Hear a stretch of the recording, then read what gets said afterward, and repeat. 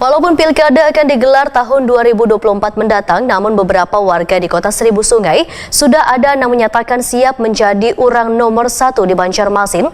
Salah satunya Arifin Nur, yang wayahini masih menjabat sebagai Wakil Wali Kota Banjarmasin, yang nantinya akan memastikan wan berkoordinasi terlebih dahulu dengan partai politik yang ada di Banjarmasin.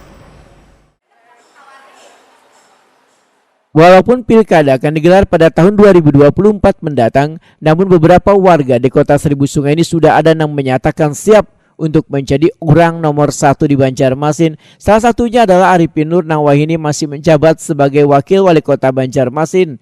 Ini dipedahkannya wayah ditakuni Prima TV di sela-sela peninjauan gedung baru Dewan Banjarmasin bersama Komisi 3 Wan Dinas PPR Banjarmasin jelang tengah hari Selasa 3 Januari 2022.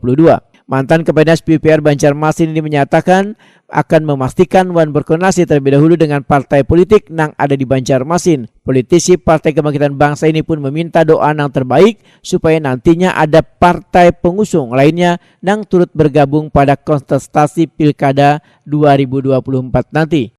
Siap, doakan dan sehat walafiat, doakan. Terus kita semangat, yang penting sehat walafiat loh Pak.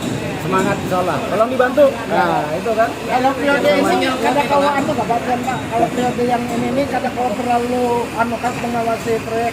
Masih ada tiap hari jalan loh kita. Tiap hari jalan. Arifin Nur pun menyatakan kada mempersalahkan pendampingnya nanti bisa lakian maupun babinian di Pilkada 2024 nanti. Seberatan diserahkan pada partai pengusung. Tolong doakan, mudah-mudahan Tuhan yang terbaik.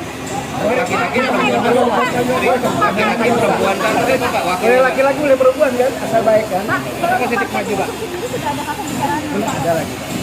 Yang mudah-mudahan ada yang doakan dan ada yang musuh gitu. Ya kan.